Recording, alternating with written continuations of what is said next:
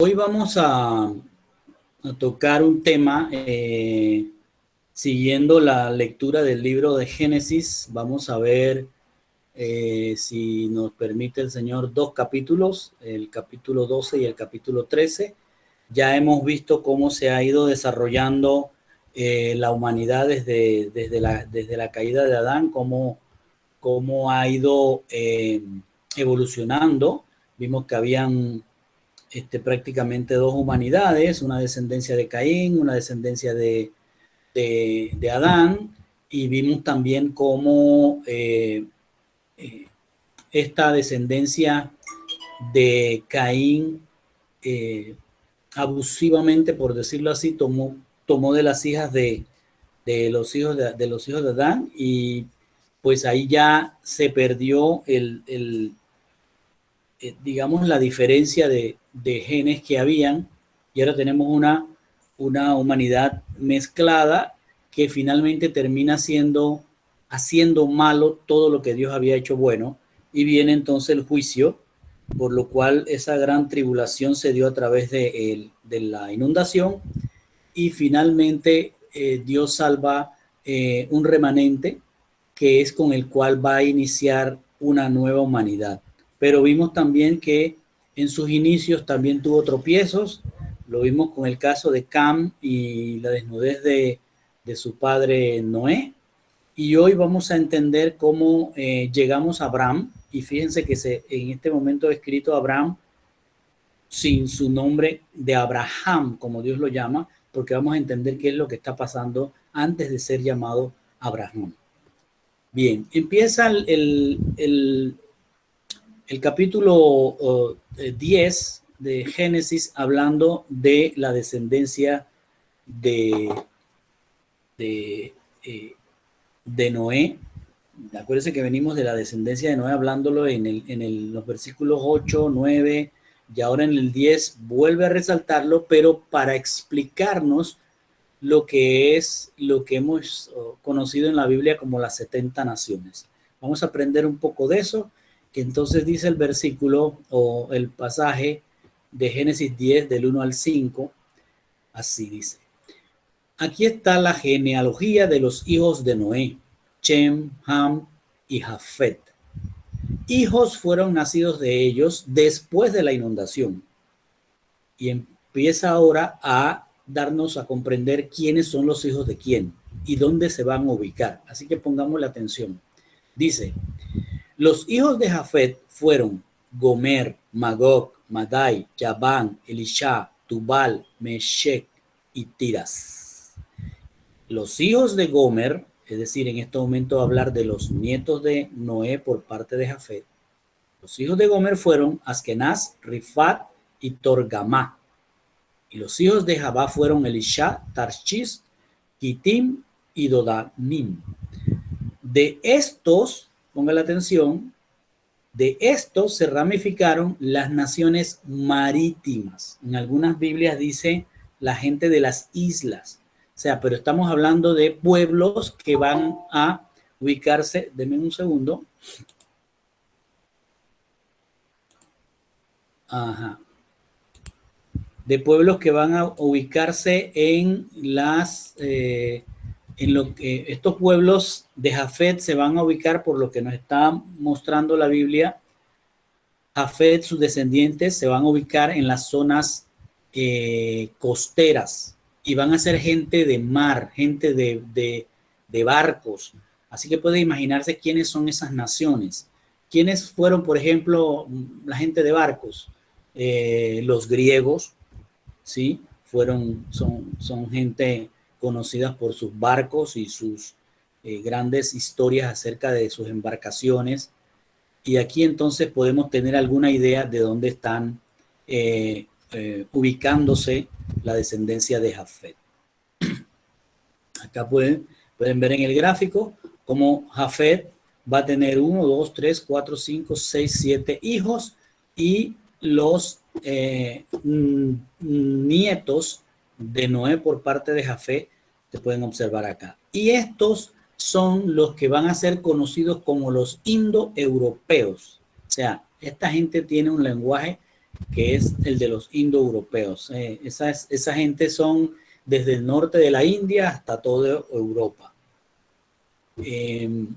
Luego vamos a tener lo que dice en el pasaje del 10, del Génesis 10, del 6 al 20, dice, los hijos de Cam, vamos a hablar ahora de los hijos de Cam, fueron Cush, Misraim, Put y Kenan. Los hijos de Cush fueron Seba, Ávila, Sadba, Raba y Sateja. Miren, cuando habla de Cush y Misraim, usualmente estamos hablando de Misraim, claramente es Egipto.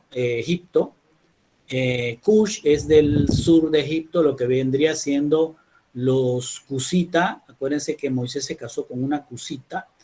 Y los Put es también en el lado de África.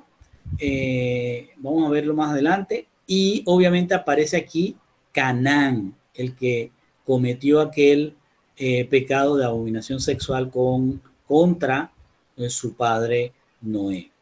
Entonces dice, los hijos de Ramá, ahora vamos a hablar de los nietos. Los hijos de Rabá fueron Sheba, Dedán, Cush, y Cush engendró a Nimrod. Y este comenzó a ser el poderoso sobre la tierra, el primer poderoso sobre la tierra. Entonces, lo que nos deja ver aquí la Torá es que de Cush, o sea, de Cam, sale el primer personaje bíblico que se va a oponer a Dios. Y fíjense que usa la palabra Gibor, que la conocemos cuando los hijos de los Elohim, los hijos de los herederos de los Elohim, en este caso los que venían por parte de Cam, se vuelven los Gibor o los Giborim por tomar las hijas de los hombres de una manera abusiva. Entonces aquí el primer hombre que se hace ver el Gibor, el poderoso, es Nimrod, que desciende de Cus y que a su vez desciende de Canaán, y Canaán, su padre, es Cam. ¿Ok? Entonces dice, él fue poderoso cazador, aquí está como se escribe, Gibor, Yazat, Gibor, Yazat, delante de Hachem, o sea, poderoso cazador delante, o sea, que él era un cazador que enfrentaba, o sea, no tenía temor de Dios. Por eso la gente dice, sale este dicho, como Nimrod, un cazador poderoso delante de Hachem. Y luego pasa la Biblia a expresarnos qué es lo que hace este cazador. Dice, los pilares de su reino fueron Babilonia, Erech, Akkad y Calnet en la tierra de Sinar. O sea que allí donde vamos a ver más adelante que se establecen este personaje Nimrod, este Gibor, es el que levanta ciudades. ¿Quiénes levantaban ciudades? Si van atrás, un poco atrás en Génesis, se van a dar cuenta que Caín construyó una ciudad que llamó por el nombre de su hijo Enoch. Entonces, ya vemos aquí cómo ese ADN está allí en el tema de la construcción. Es quien construye no una ciudad, sino varias ciudades, y ya se habla de un reino, o sea, de un rey con un reino que incluye varias ciudades.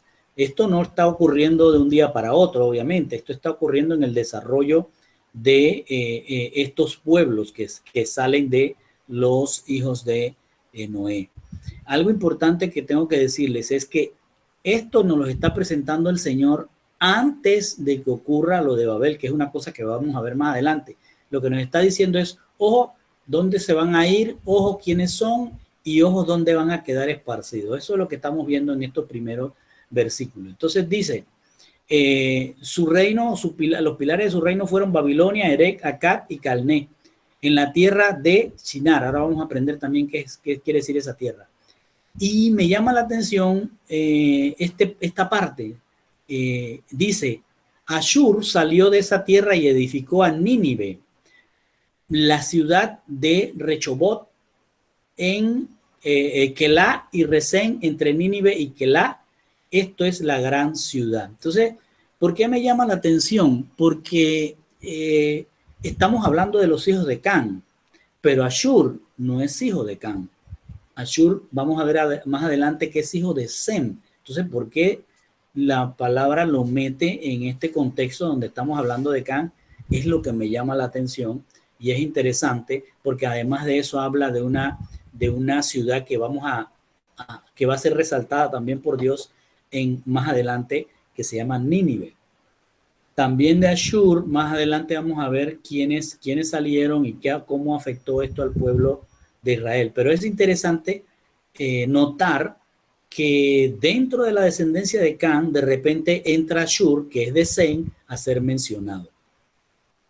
Luego dice, luego que hace ese paréntesis ahí mencionando a Ashur dentro de esta descendencia, que no es la de Cam, Ashur, continúa entonces con la descendencia de Cam y dice, Misraín, o sea, los egipcios o Egipto, engendró a Ludim, los Anamim, los Lebaim, los Naftushim, los Patrushim, los Kalushim, de quienes vinieron los filisteos.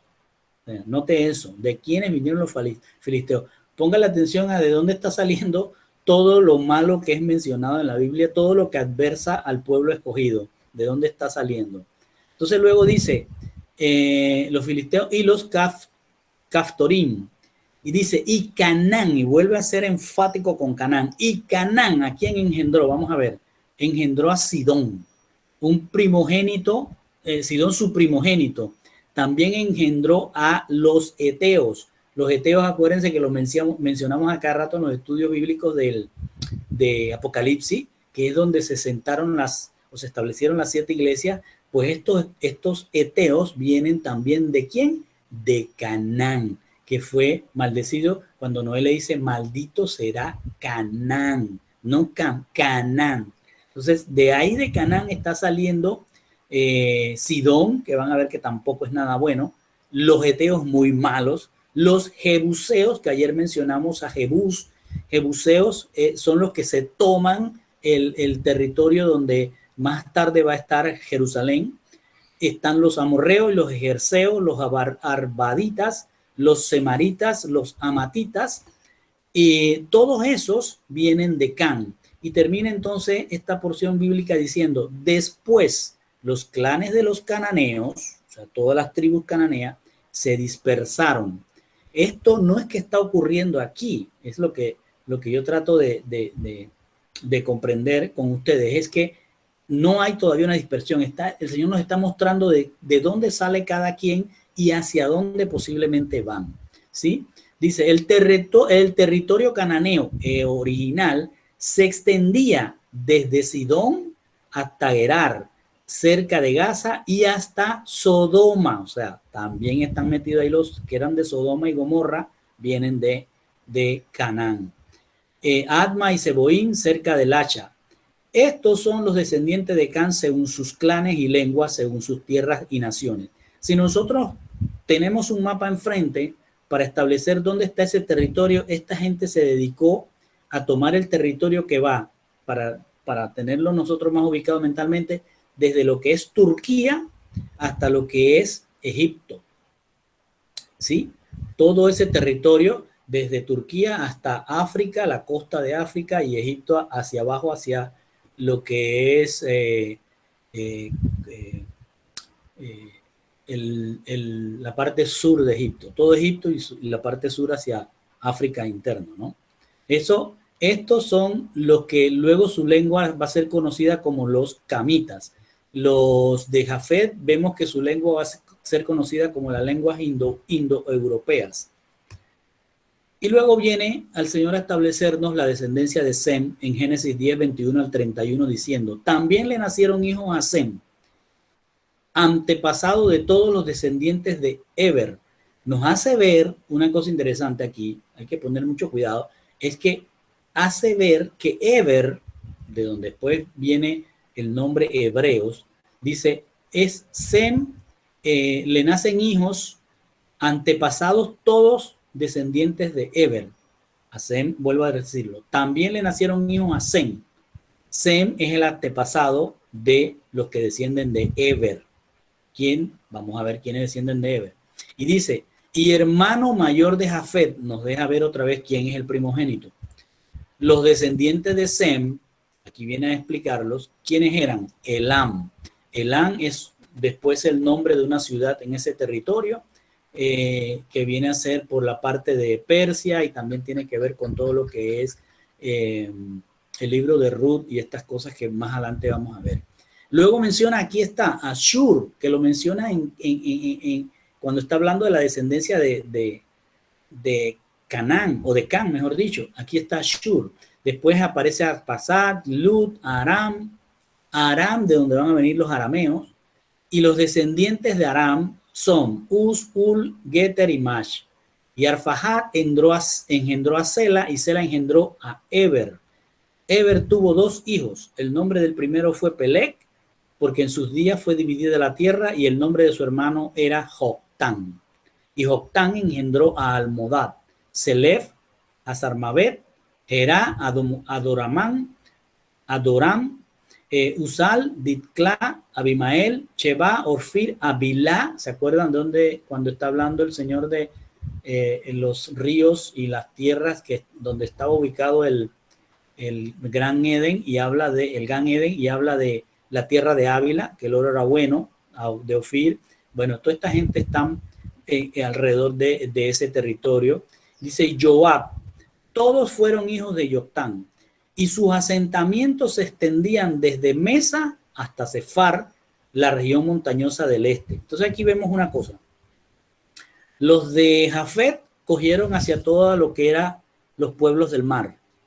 Los de Cam se toman todo lo que es la tierra de Israel, Turquía, Egipto, África. Y estos se van a tomar las regiones montañosas del este. ¿Qué es esto? Todo lo que era Mesopotamia, o es Mesopotamia, todo lo que era Persa, Arabia, todos estos lugares es donde todos estos se van a ir ubicando. Y dice, estos son los descendientes de Sem según sus clanes y lenguas, por sus tierras según sus naciones. De aquí viene el lenguaje o la lengua semítica. Entonces tenemos la lengua indoeuropea con Jafet, la lengua camita con Cam, y la lengua semítica con Sem. Entonces esto es a lo que se refiere la Biblia cuando habla de las 70 naciones. Aquí no hay hebreos, aquí no hay judíos, aquí no hay gentil, aquí hay 70 naciones, 70 goyim, que salen o son paridas de los que salieron en el arca con Noé. Entonces dice en el Génesis 10:32, estos son los grupos de los descendientes de Noé, según sus orígenes, por sus naciones, y de estos se ramificaron las naciones sobre la tierra después del diluvio. Aquí están las 70 naciones. Entonces, vemos aquí que Jafet toma todo lo que es Europa y parte de Asia. En Canaán va a agarrar todo lo que es el suroeste de Asia, todo lo que es el territorio de Israel, lo que es África. Y por el lado de Sem van a estar en todo lo que es Oriente Medio, Arabia, Persia y parte del Asia, todo ese territorio de Mesopotamia prácticamente. Entonces hice un análisis porque digo, algo tiene que estar diciéndonos el Señor con todo esto, además de cómo estaban integrados. Y me puse a sacarlos, a hacer un ejercicio de quién produjo más hijos, o quiénes tenían más descendientes, y me puse a ver que Jafet fue el que menos aportó, ¿sí?, a las 70 naciones. En cambio, Sem aportó muy bien, igual que Cam, y eso me llamó mucho la atención. Si me voy como me pongo yo a escudriñar y a pensar que aquí hay un tema genético, entonces yo me pongo a pensar que si ya hubo una mezcla genética, prácticamente los seres humanos van a venir a partir de ese momento, después del diluvio, con una genética que tiene un 41% de Sem y un 41% de Cam, y solo un 18% de Jafet. Eso no sé si les parecerá a ustedes interesante, pero es que espiritualmente es como que hoy estamos mitad y mitad entre ser de los malos y ser de los buenos, y hay un porcentaje ahí que nos puede hacer irnos de un lado o del otro lado. No sé si me estoy explicando. Entonces pasamos al siguiente versículo, que es en Génesis 11 del 1 al 2, y dice: todos en la tierra tenían el mismo idioma y las mismas palabras, y cuando emigraron del este, llegaron a un valle en la tierra de Sinar y se establecieron allí.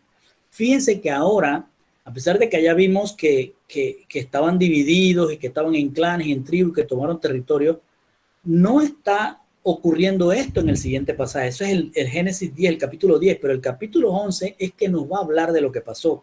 Es como si el Señor nos mostrara. En el capítulo 10, lo que nos está mostrando en el capítulo 10 es lo que va a ocurrir después de lo que ocurre en el 11. ¿Sí me explico? O sea, primero nos muestra para dónde van a agarrar toda esa gente después que son dispersados y cuáles van a ser sus lenguas y territorios. Y ahora nos va a mostrar cómo ocurrió esto. Porque ahora nos está diciendo que ellos, el arca fue depositado en el monte Ararat, acá arriba, al este, noreste de Turquía, aquí arriba en el monte Ararat, y nos dice que vinieron a dar hasta Sinar, ¿sí?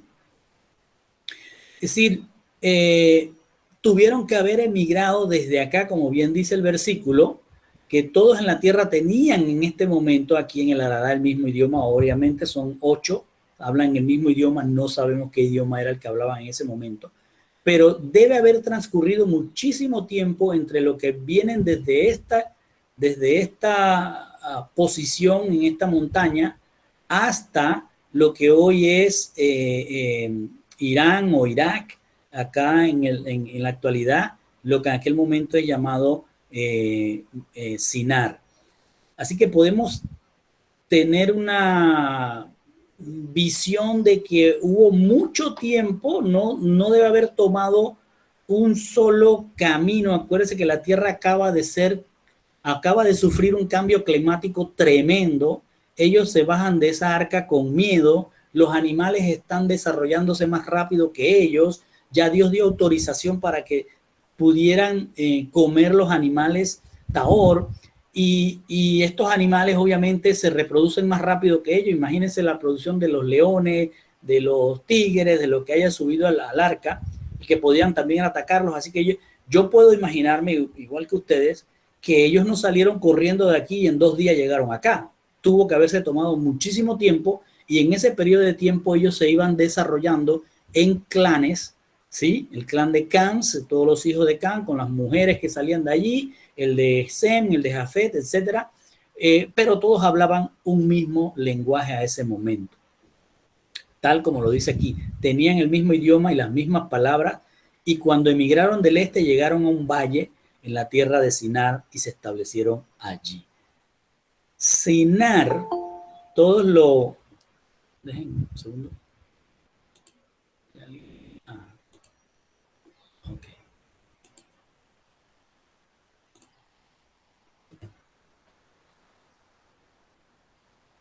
Bien. Sinar es un nombre que todos lo han traducido, la mayoría de los estudiosos, como Entre Ríos, pero tiene una trayectoria, este nombre, una trayectoria histórica. El nombre más antiguo que se ha encontrado de ese territorio es Chenir.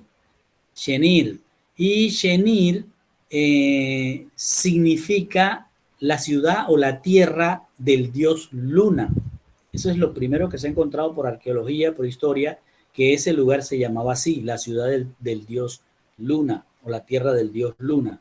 También se dice que cada vez que ellos fundaban una ciudad, los sumerios o los antiguos después de Noé, cada vez que fundaban una ciudad la presentaban un dios, o sea, cada ciudad tenía un patrono. Creo que eso no está muy lejos de lo que hoy nos sucede, porque aquí hay lugares que, para mencionarlo, dicen la patrona del lugar. Por ejemplo, Panamá lo tienen, la patrona de Panamá es la Virgen María de la Antigua, Santa María de la Antigua. Entonces, cada lugar, asimismo, todavía hay rezagos de eso. Cada ciudad tenía su patrón. Entonces, aquí venía Senir a llamarse tierra del dios Luna. Luego el nombre acadio con el que se conoció era Aram Naharaim, la tierra de los dos ríos. ¿Cuáles eran los dos ríos? El río Tigris y el río Éufrates. Entonces, también ya cuando vienen los griegos, el nombre de Senir va a cambiar a el griego Mesopotamia, que quiere decir entre dos ríos, y que luego llega al castellano, al español, como Mesopotamia. Entonces, es interesante tomar estos datitos porque nos deja ver qué está ocurriendo en ese territorio cuando ellos se están estableciendo. Entonces, pasa mucho tiempo, ya se deben, cuando llegan aquí ya deben haberse multiplicado. Aquí llegaron a un valle espectacular, rodeado de ríos, se puede imaginar la vegetación, lo podían asentarse ahí en vez de ser nómadas como habían venido siendo por todo este territorio. Se establecen aquí, tienen comida, tienen agua, así que pueden levantar las ciudades, y quien levanta las ciudades entonces es Nimrod. Y aquí empieza el crecimiento de ellos poblacionalmente. Y también una vez que crecen las ciudades, se van poniendo más sociales y más populosas, y eso trae consigo el desprendimiento del respeto a Dios, que es lo que está pasando con Nimrod, y ahí es donde viene lo de la famosa torre de Babel. Y dice en el Génesis 11, 3 al 8, ellos se dijeron uno al otro. Fíjense cómo está el pensamiento humano en esas ciudades que se están desarrollando. Vamos, hagamos ladrillos y los horneamos en el fuego. Así que tuvieron ladrillo por piedra y asfalto por mortero. Ellos dijeron, vamos, edifiquemos una ciudad con una enorme torre que tenga su cúspide llegando al Chamaín, llegando al cielo. ¿Qué es lo que está pasando aquí con esta gente? Sencillamente están diciendo, no necesito a Dios para ir a la eternidad. Por mis obras yo voy a llegar.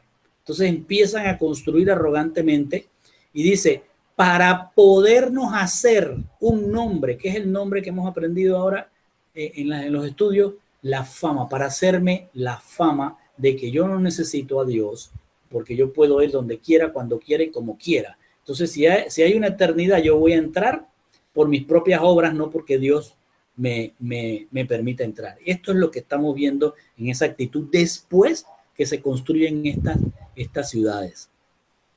Y dice, para podernos hacer un nombre o una fama para nosotros mismos y no seamos esparcidos por la tierra.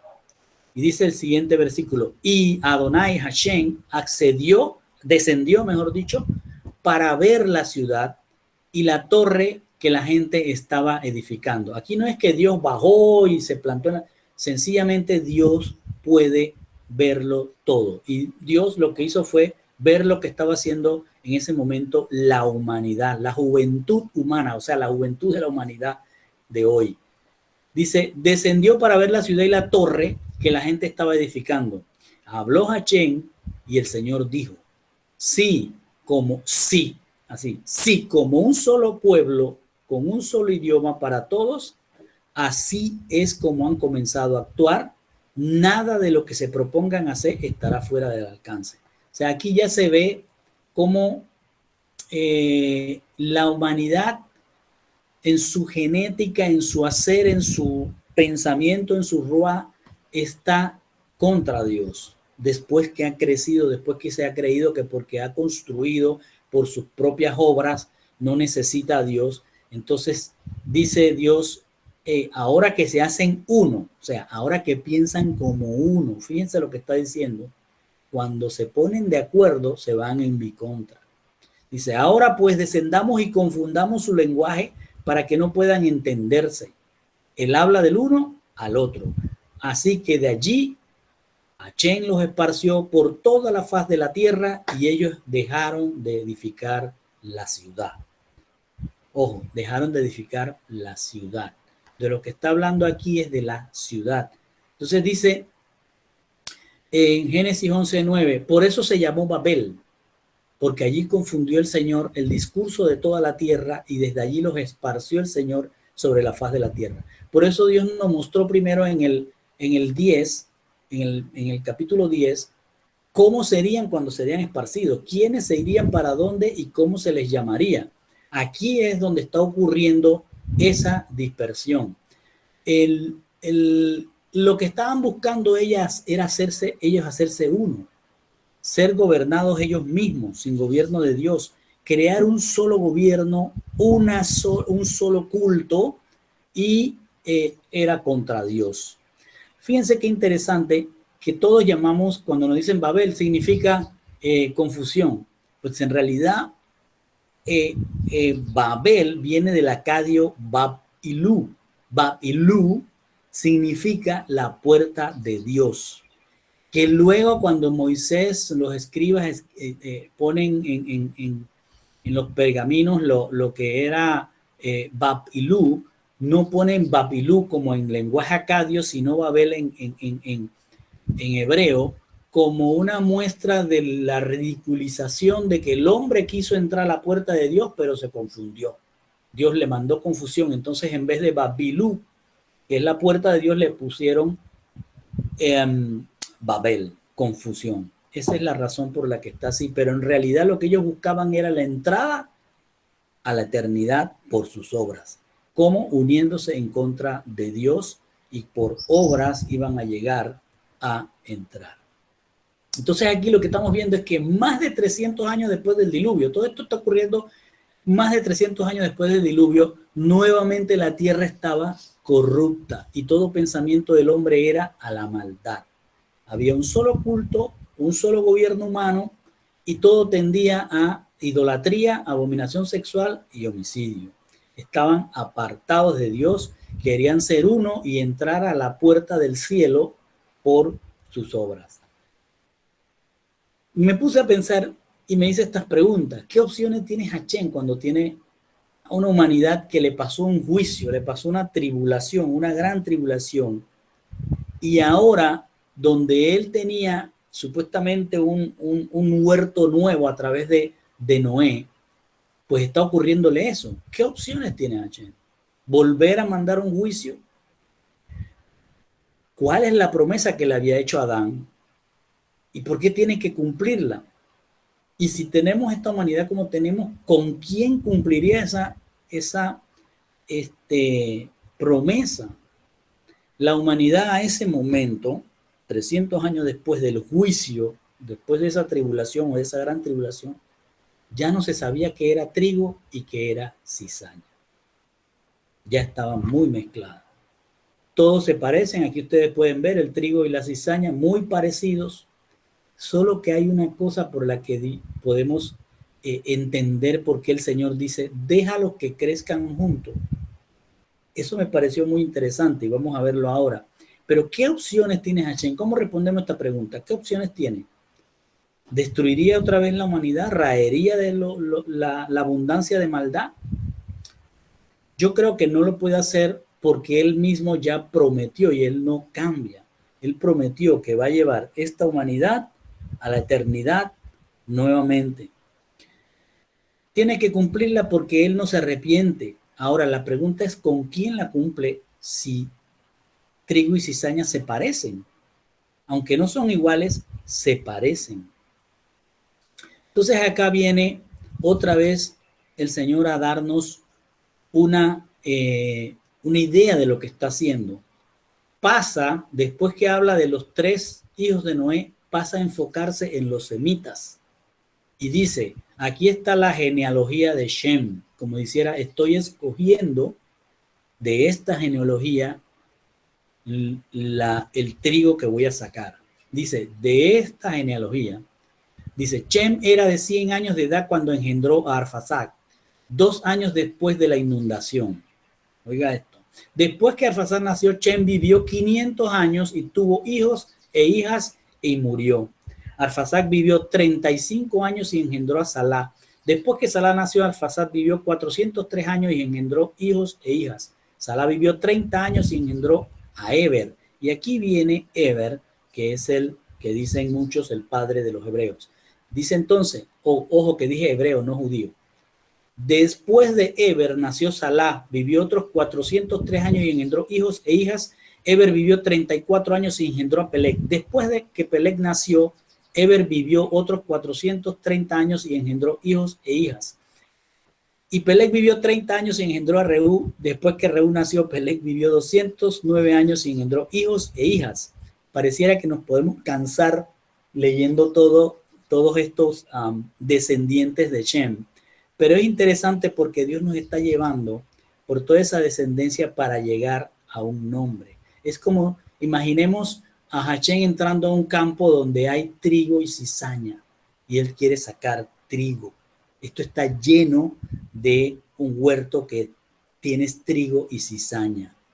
Después de Serug nació Reú, vivió otros 207 años y engendró hijos e hijas. Serug vivió 30 años y engendró a Nahor. Después del nacimiento de Nahor, Serug vivió 200 años y engendró hijos e hijas. Y Nahor vivió 29 años y engendró a Terac. Y después del nacimiento de Taré, Nahor vivió 119 años. Les he puesto los nombres en hebreo y en castellano. Y aquí ya cierra así: después del nacimiento de Taré, Nahor vivió 119 años y engendró hijos e hijas. Cuando Taré había vivido 70 años, engendró a Abraham, Nahor y Harán. Es como que el Señor se metió al campo, va buscando de qué es lo mejorcito entre este trigo y esta cizaña, ¿no? Y dice en el 11, 27, 32, ahora bien, esta es la línea de Taré. Fíjense cómo el Señor nos lleva, ustedes lo pueden leer en su Biblia, dice, hace una parte y nos enfoca. Ahora bien, esta es la línea de Taré. Taré engendró a Abraham, ya nos lo había dicho y nos lo vuelve a decir, Nahor y Harán. Y Harán engendró a Lot, y Harán murió en vida de su padre Taré, en su tierra natal. O sea que uno de los hermanos de Abraham se murió cuando todavía estaba vivo su padre Taré. Dice, en su tierra natal, Ur. Entonces aquí mucha gente dice que Ur es una ciudad porque dice, salió Abraham de Ur de los Caldeos. No, no es Ur, no es ciudad, es un territorio, es un país. Es decir, en su tierra natal, es en su territorio de los caldeos. ¿Qué quiere decir esto? Que como viven ahí en ese territorio, Abraham, Nahor, Harán, Taré, eran caldeos. No eran judíos, como por ahí se dice, porque ni siquiera eso existía en ese momento. Entonces dice, Abraham y Nahor tomaron esposas. El nombre de la esposa de Abraham era Sarai y el de la esposa de Nahor, Milca, la hija de Harán, el padre de Milca e Isca. Taré tomó a su hijo a Abraham, a su nieto Lot, hijo de Harán, y a su nuera Sarai, esposa de su hijo Abraham, y partieron juntos de la tierra de los caldeos hacia la tierra de Canaán. Pero cuando llegaron hasta Harán, se establecieron allí. Los días de Taré llegaron a 205 años y Taré murió en Harán. Número 1, Harán ya había muerto. Entonces, ¿cómo se llama Harán esa tierra? Pues ellos le ponían el nombre al territorio, o Dios nos deja ver que ese territorio más tarde va a ser el de los arameos, porque vienen con el nombre de Harán. ¿Y quién era de Harán? Lot. Lot es engendrado de Harán. O sea que todos los que vinieron de Lot poblaron ese territorio aparentemente. Entonces, otro detalle interesante que es que todos dicen, no, Dios llamó a Abraham de Ur de los Caldeos, pero aquí no vemos ningún llamado de Abraham en Ur de los Caldeos. Vemos una decisión que toma Taré. Dice, Taré tomó a su hijo. En ningún momento Dios le dijo a Taré. Taré tomó a su hijo Abraham, a su nieto Lot y a su hijo Harán y se los llevó con todas sus mujeres. Entonces, ¿qué es lo que ocurría en el territorio de los caldeos? Pues Taré, si nosotros nos vamos a los libros que no están en la Biblia, pero como he dicho, nos sirven de soporte para mejor comprensión. Taré era un personaje que practicaba la idolatría en ese territorio. Acuérdense que ahí habían perdido el respeto a Dios y todo lo que era práctica a dioses falsos.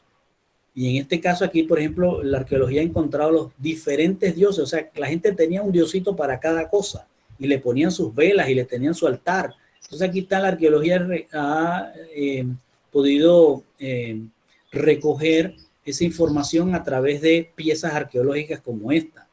¿Y por qué decimos que Taré era un idólatra, porque Yehoshua o Josué, como es el nombre en hebreo Yehoshua, en Josué en el español, en el libro de Josué encontramos en el capítulo 24, versículo 2 dice, entonces Josué dijo a todo el pueblo, así dijo el Señor Dios de Israel, en tiempos antiguos, sus antepasados, Taré, padre de Abraham y padre de Nahor, vivieron más allá del Éufrates y adoraron a otros dioses. O sea que donde está siendo levantado Abraham es dentro de una familia idólatra.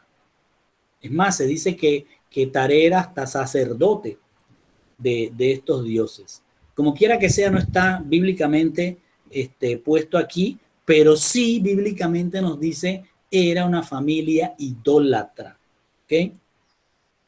Entonces les hice otro ejercicio acá de la descendencia de Sem para que notemos algo interesante. Aquí después lo pueden ver con calma en la grabación y sacar ustedes mismos pluma y calculadora y anotarse cómo es que vienen esas 10 generaciones hasta Abraham. Fueron 10 generaciones hasta Abraham. Acuérdense cuántas fueron con Noé. Entonces viene aquí y dice que ya para el año 1658 de la caída de Adán, es que 2 años después, porque esto fue en el el diluvio fue en 1056, creo que es, no me acuerdo exactamente, pero lo podemos revisar en las otras.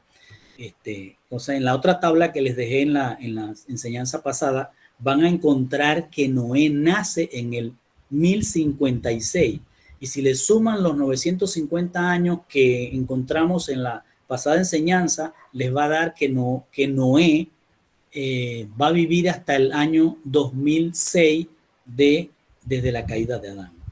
O sea, son 950 años que él vive.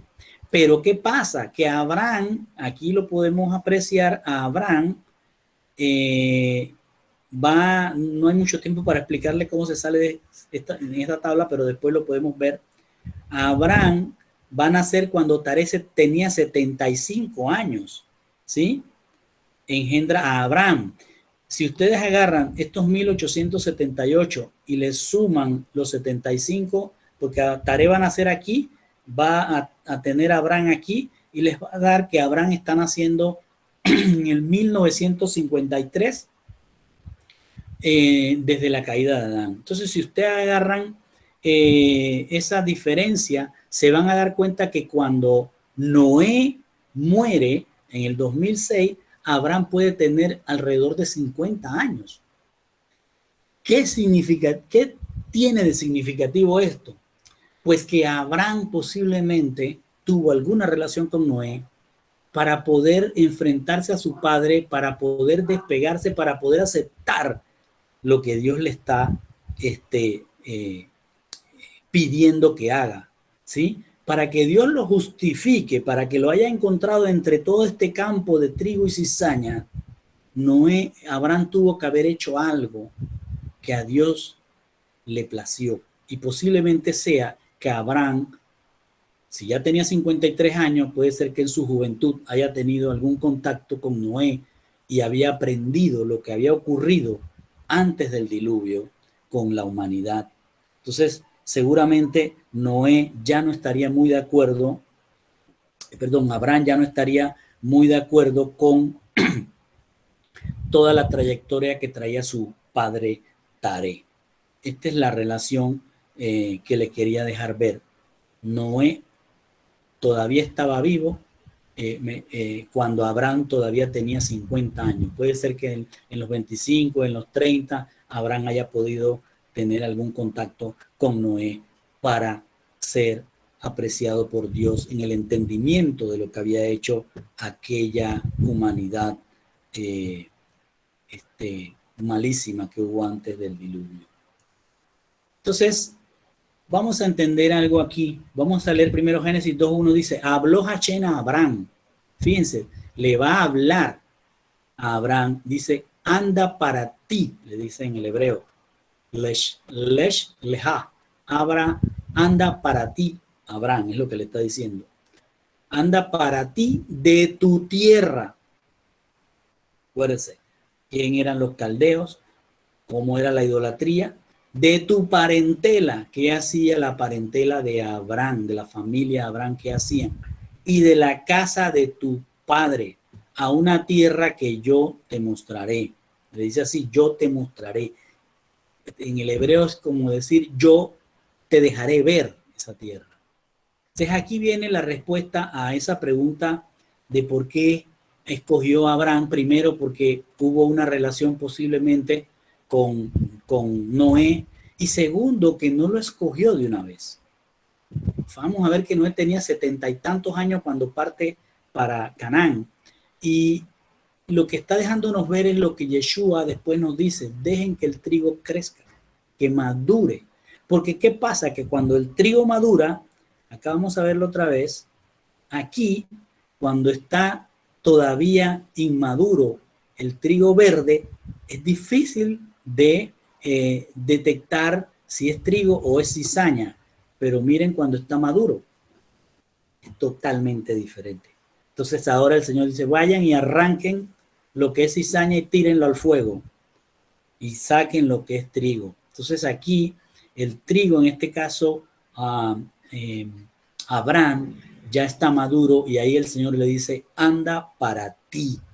No andes para tu padre, no andes para tu plata, no andes para tu familia, anda para ti.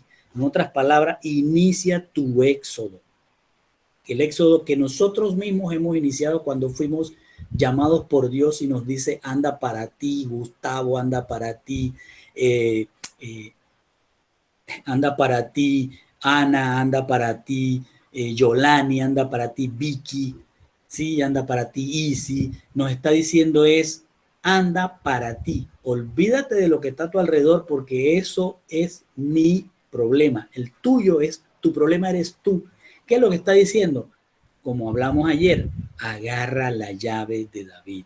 Empieza a someterte a la voluntad de Dios. Eso es iniciar el éxodo personal.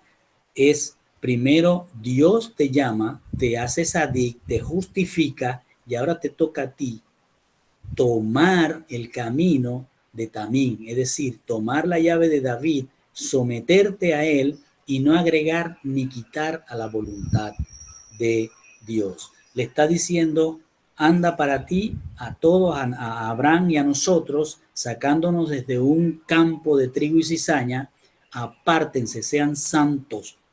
Entonces, eso es lo que está ocurriendo en este momento. Imagínense cómo estaba Abraham rodeado de idolatría. Imagínense cómo sería la tierra de los caldeos, ¿sí?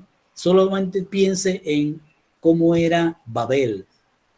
Y aquí usted tiene un panorama muy parecido a lo que ocurre hoy. Hoy todos estamos entre trigo y cizaña, en un campo verde. Y el Señor dice, espérense que madure. ¿Qué es lo que nos está diciendo el Señor con este mensaje? Madure, iglesia. Fue el primer mensaje que aprendimos cuando empezamos a estudiar las iglesias. Primero Pablo va a las iglesias y le dice, iglesia, madure, cambie su mentalidad, renueve su ruá.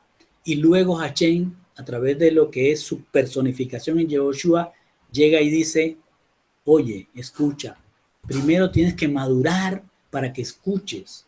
Y si escuchas, puede que no pierdas la llave de David.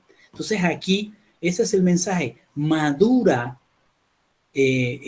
Abraham, sal de lo que estás haciendo, sal de esa parentela que no te deja hacerte un tamín, que no te deja caminar en la Torá, sal de esa región donde estás espiritualmente, y si haces eso, te mostraré la tierra que hay para ti.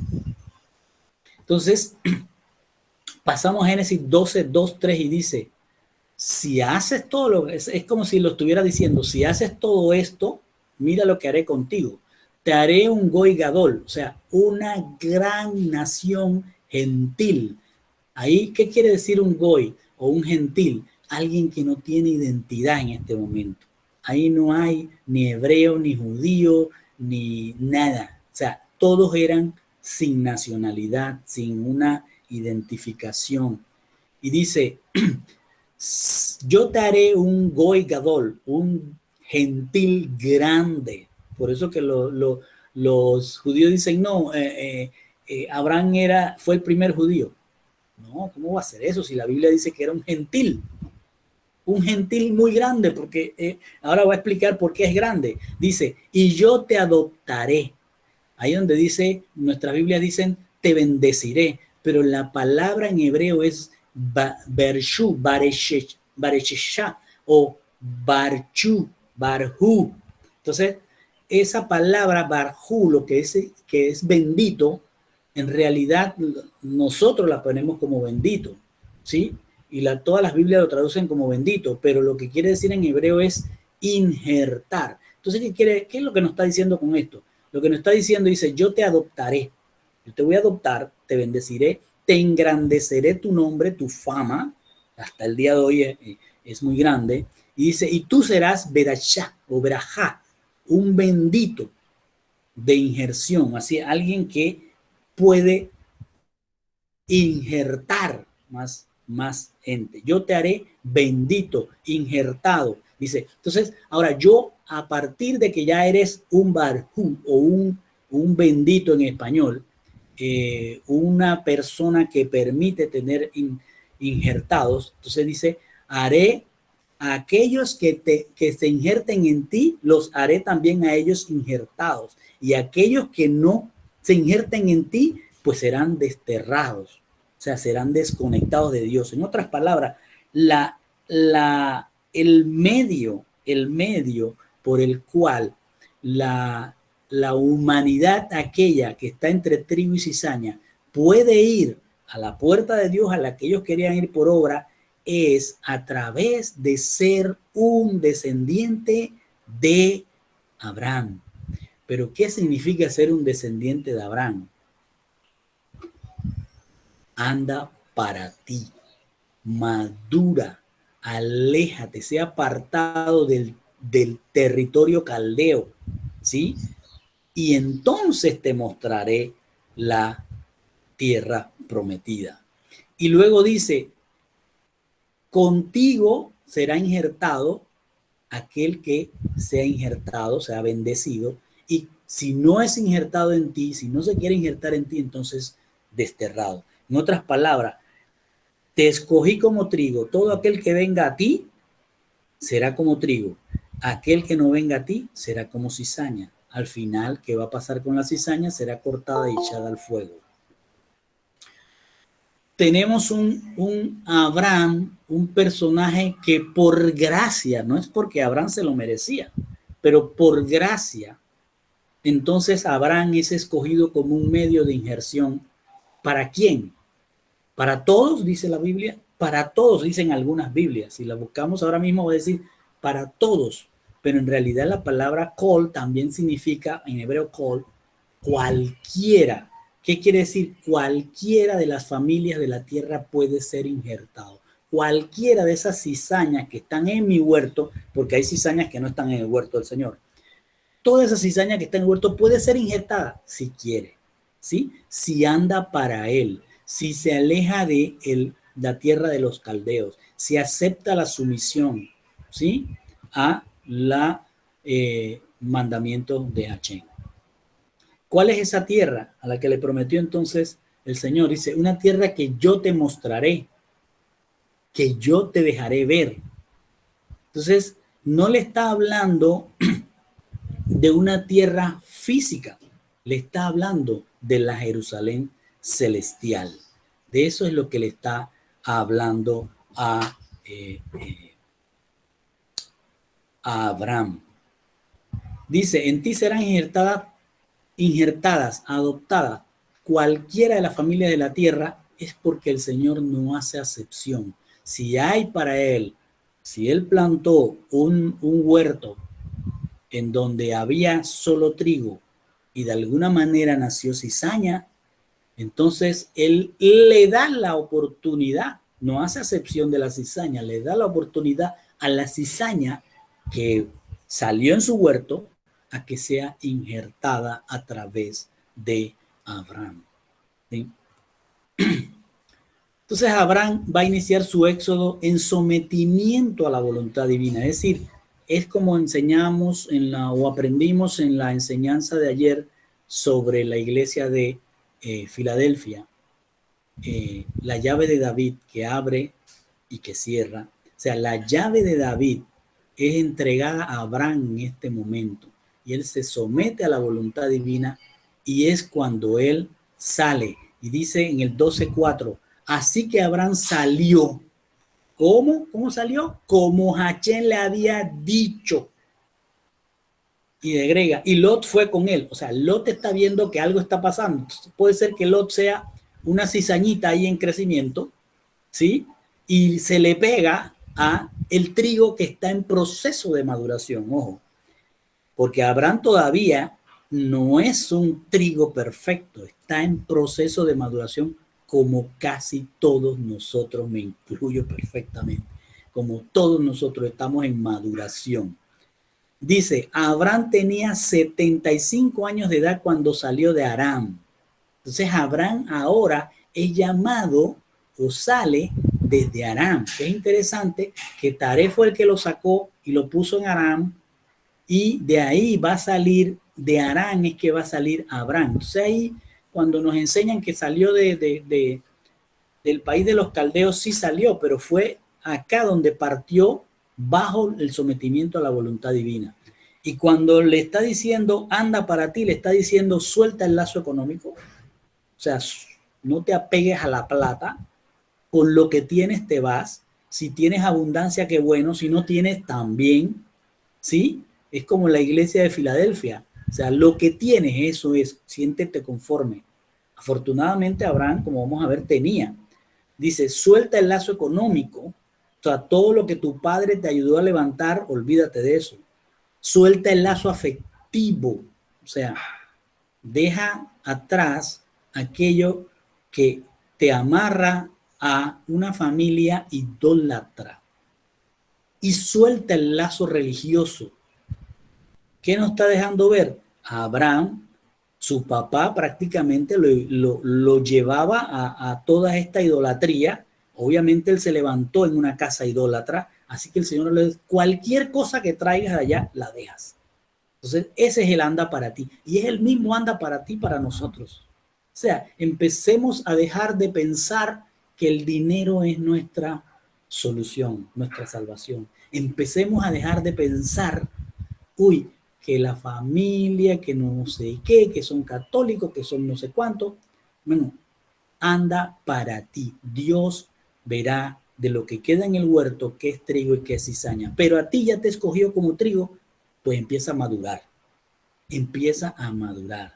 Suelta todo lazo religioso que tengas en ese momento, incluyendo si estás en una iglesia, lo voy a poner en mis palabras, si estás en una iglesia evangélica donde estás atado a un lazo religioso, pues anda para ti, mi hermano, como lo hemos hecho muchos los que estamos en estos estudios. Luego dice en el Génesis 12, 5, 7, en los siguientes pasajes, que Abraham tomó a su mujer Sarai, a Lot, hijo de su hermano, todas sus posesiones las cuales había acumulado y también la gente que había adquirido en Aram. Entonces ellos salieron para la tierra de Canaán y entraron en la tierra de Canaán. Una cosa que partió de la tierra de los caldeos, que iba a llegar a Canaán, oiga lo que voy a decir, que iba a llegar a Canaán por obra de Taré, es interrumpida por Dios y los para en Aram. En Aram van a ver que va a morir Taré, idólatra. Y de Aram es que es cuando Abraham inicia su éxodo personal.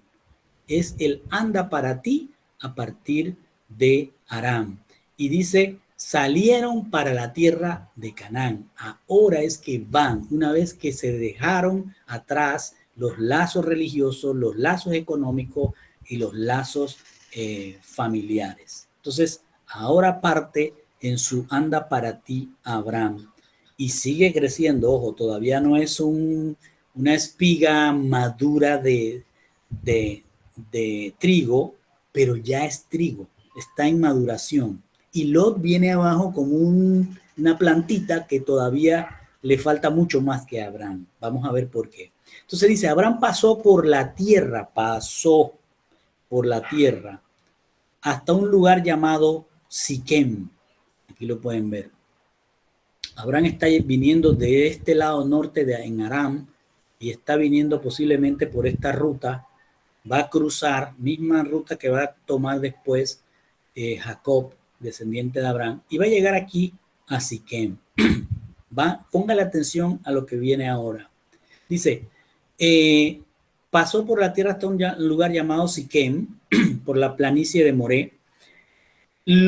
Fíjense lo que nos deja ver el Señor, los cananitas, o sea, los descendientes de Canaán, estaban en esa tierra, Haaretz, en la tierra, es decir, estaban aquí los cananeos. Esta era la tierra que se había tomado los cananeos.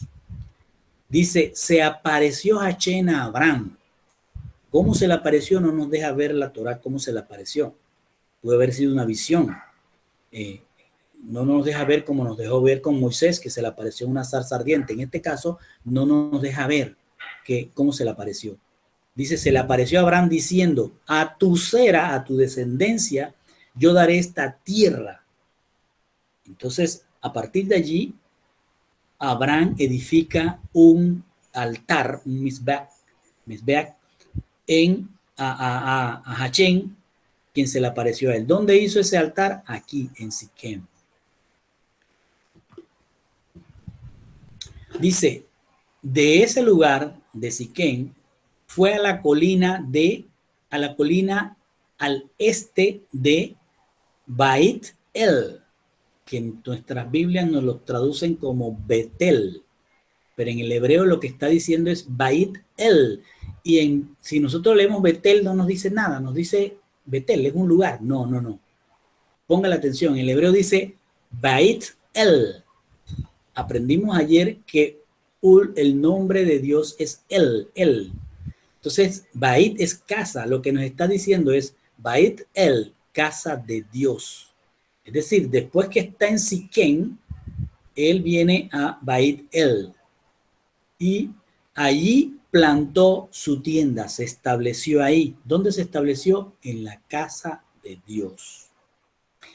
Este lugar, después, muchos años después, van a ver cuando Jacob, que también llega a ese lugar y también le dice verdaderamente, esta es la casa de Dios. Van a verlo después cuando lleguemos allá. Entonces, dice, con Bait El al oeste, oiga, póngale atención a esto porque esto tiene otra enseñanza tremenda. Con Bait El, con la casa de Dios al oeste, y ahí al este, y edificó un altar allí a Hachén e invocó el nombre de Hachén. Entonces, él está ahora aquí en Bait El o Betel, casa de Dios, pero dice que está al oeste con la casa de Dios y al este con Ai. ¿Quién es Ai? También nos tiene que decir algo. Y me puse a investigar qué es Ai, y Ai significa basura, escombros. Entonces, está sentado en ese momento, se establece entre la casa de Dios y el montón de basura. Entonces dice, Abraham partió y acampó en el sur.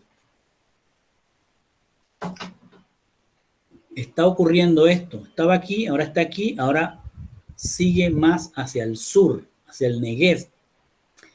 Y cuando está en el Negev, dice, había hambruna en la tierra, en Haaretz, en la tierra, en toda la tierra de Canaán, vino una hambruna.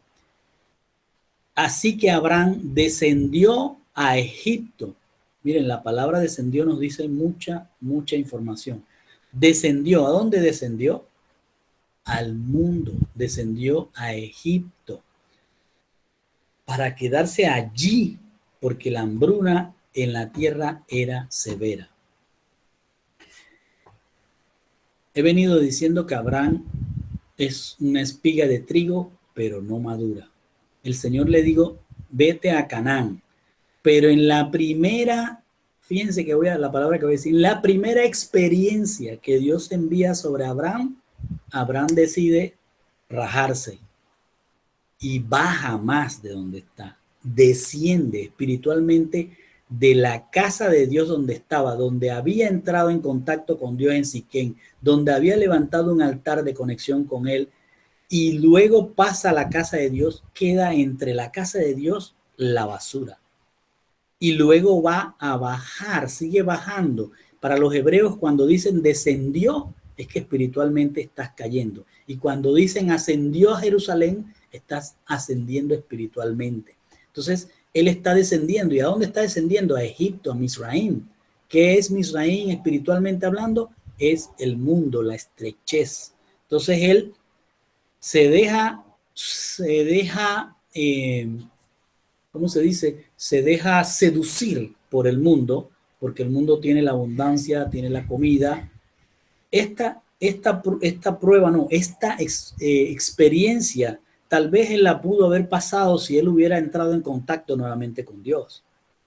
Pero no aparece aquí que hubo ningún contacto, sencillamente él decidió irse porque la hambruna era severa, y fíjense lo que va a pasar una vez que toma su decisión.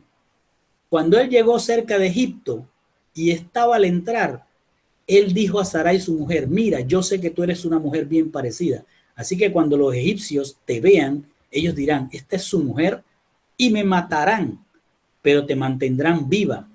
Por favor, diga que eres mi hermana para que me vaya bien por causa tuya. ¿Qué actitud es esta de una espiga de trigo madura? No, no está madura, está tomando sus propias decisiones. En lo que ahora se metió es en una prueba, no en una expectativa de Dios, se metió en una prueba de la que él no va a poder salir. Es una prueba de la que Dios por misericordia, por gracia lo saca. Y dice, me vaya bien por tu causa. A él no le está importando lo que le va a pasar a su mujer, le está importando lo que le va a pasar a él. Dice, y permanezca vivo. Yo no sé si a ti te van a matar, ¿sí? Y dice, cuando Abraham entró en Egipto, los egipcios vieron que la mujer era muy bella. Los príncipes de Faraón, los ministros del Faraón la vieron y la recomendaron a Faraón. Así que la mujer fue llevada a la casa de Faraón. ¿Qué cree usted que pasó con Sarai? ¿Qué cree? Una mujer bella en las manos de un faraón. ¿Qué puede pasar? Dice, pero el Señor afligió a Faraón y a su casa con poderosas plagas a causa de Sarai, esposa de Abraham. ¿Usted cree que eso pasó inmediatamente? Faraón llamó a Abraham y le dijo, ¿qué es esto que me has hecho? ¿Por qué no me dijiste que era tu mujer? ¿Por qué dijiste, ella es mi hermana? Yo la tomé para que fuera mi propia mujer. O sea, la tomó. Y yo la tomé para que fuera mi propia mujer. Ahora, por lo tanto, aquí está tu mujer, tómala. O sea, como que este artefacto que me diste, no, llévatelo. Tómala y vete. Faraón dio órdenes a sus hombres sobre Abraham para que se unieran en escoltarlo, a su mujer y todo lo que poseía. Lo echó resguardado con sus propios guardias, pero tomó su mujer. Las consecuencias de la prueba en que se metió Abraham afectaron a su propia mujer, a su familia. Yo me imagino que a Sarai lo quería mucho para aceptar todo lo que pasó. De ahí Abraham va a subir, dice, subió de Egipto. Fíjense, ahora está nuevamente ascendiendo espiritualmente. Él, su mujer y todo lo que tenía, y Lot con él al sur. Llegaron al Negev. Abraham se hizo rico, está ascendiendo, se está nuevamente yendo en la búsqueda de Dios, está siendo prosperado. Abraham se hace rico con mucho ganado, plata y oro, mientras iba en sus viajes por el sur en Negev. Llegó a la casa de Dios nuevamente, Betel o Beit El, al lugar donde su tienda había estado al principio. Pero fíjense lo que pasa, nuevamente se establece entre Beit El y Ai, entre la casa de Dios y el montón de ruinas, y el lugar del altar donde había estado primero. Y Abraham invocó el nombre de Hashem. Aquí ocurre, después que había estado caído espiritualmente, Abraham se levanta, pero todavía sigue siendo un trigo en maduración. Todavía está entre la casa de Dios y el montón de ruinas. Lot, que estaba viajando con Abraham, también tenía rebaños, manadas y tiendas, pero la tierra no era suficientemente grande para ellos vivir juntos, porque sus posesiones eran muy grandes y no podían habitar juntos. Además, se levantaron peleas entre los pastores de Abraham y los de Lot, y los cananeos y los fereceos estaban viviendo en la tierra. Fíjense cómo nos deja ver Dios que se están formando peleas, pero ahí están los cananeos mirando. Es como que los demonios están viendo que están logrando su objetivo, se pelean entre ellos, están en su territorio y lo que provoca es la división familiar, ¿sí? Las envidias, las contiendas por tierra, por plata. Eso es lo que siembran estos demonios a través de los cananeos y los fereceos. Entonces Abraham le dice a Lot: no haya contienda entre tú y yo, entre mis pastores y los tuyos, porque somos parientes. No, acuérdese que Abraham está en maduración, pero Lot está apenas empezando a crecer. No está toda esta tierra delante de ti. Por favor, sepárate de mí. Si tú vas a la izquierda, yo iré a la derecha. Si tú vas a la derecha, yo iré a la izquierda. Lot alzó su mirada y vio toda la llanura del Jordán, y que ésta estaba bien regada por todos lados. Y dice, antes que esto estaba bonito, ojo, esto estaba lindo antes que Hashem destruyera a Sodoma y Gomorra. Era bonito como el Gran Edén de Hashem, como la tierra de Egipto en la dirección del Zohar. Es decir, los ojos de esa espiguita que está creciendo se llenaron de deseos de enriquecimiento. Dice, voy a escoger esto, que es lo más bonito, pero miren dónde se va a meter. Y Lot escogió todo el campo alrededor del Jordán para sí mismo, y Lot viajó desde el este, y así pues se separaron el uno del otro. Abraham permaneció en la tierra de Canaán, se está tratando de someter a lo que Dios dijo es Canaán, mientras que Lot se estableció en las ciudades de la llanura, levantando sus tiendas cerca de ¿dónde? Sodoma. Es decir, Lot está muy, pero muy verde. Todavía no se sabe si es trigo o cizaña. En cambio, Abraham está madurando, está tratando de ser de un sometido a la voluntad divina. Ahora bien, le dice el Señor, fíjense lo que dijo el versículo anterior, se asentó, se estableció cerca de Sodoma. Y dice, ahora bien, los hombres de Sodoma eran malvados y pecadores delante de Hashem con todas sus cosas. Todo lo que hacía Sodoma era malo. En realidad ya habían 4 ciudades: Sodoma, Admá, Gomorra y Zebolim. Y esas 4 fueron raídas de la tierra, como vamos a ver más adelante.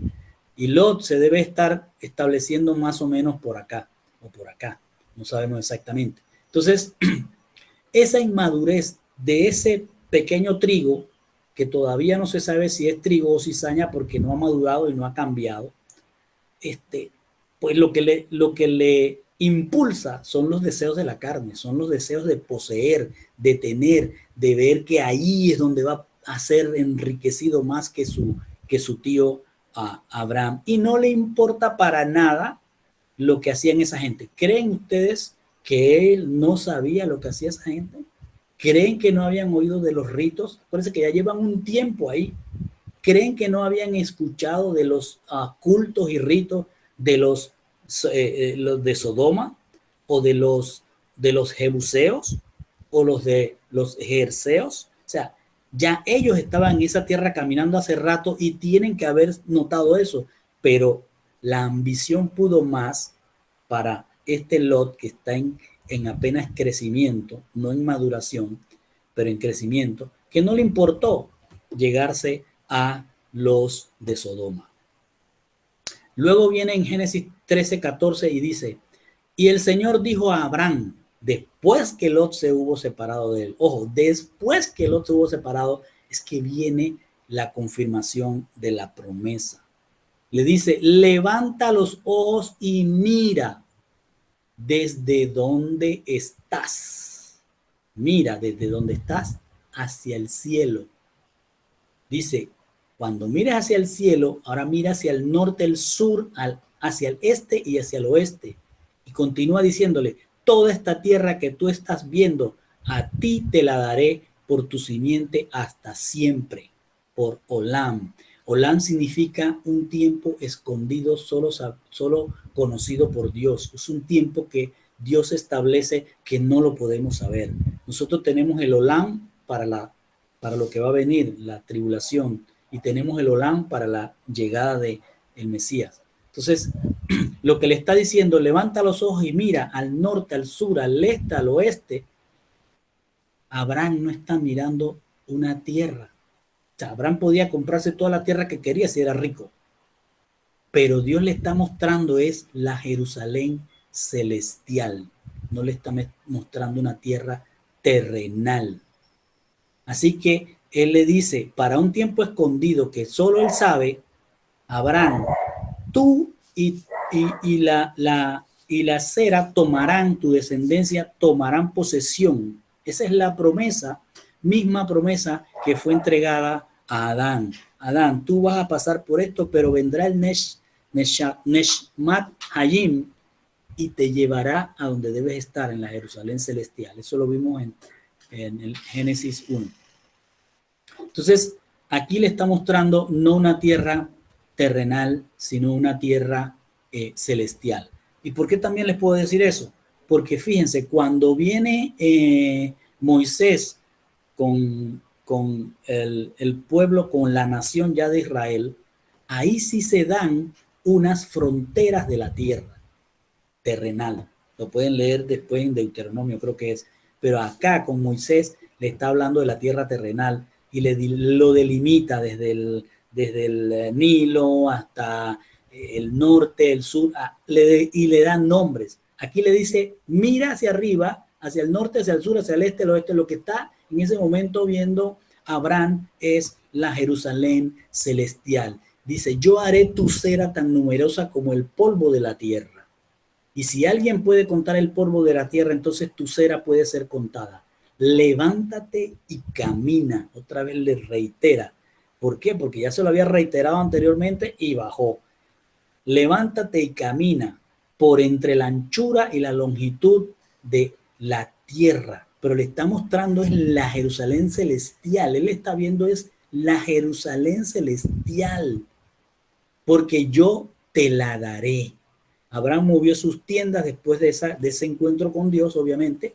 Movió sus tiendas y vino a vivir a los cedros de Mamré que están en Hebrón. Y ahí edificó un altar. Después de esta impactante visión que tiene Abraham, Abraham ya deja de estar entre Betel y ahí, entre Beit-El y ahí, entre la casa de Dios y los escombros o la basura. Recoge de ahí y se va y se establece en Hebrón.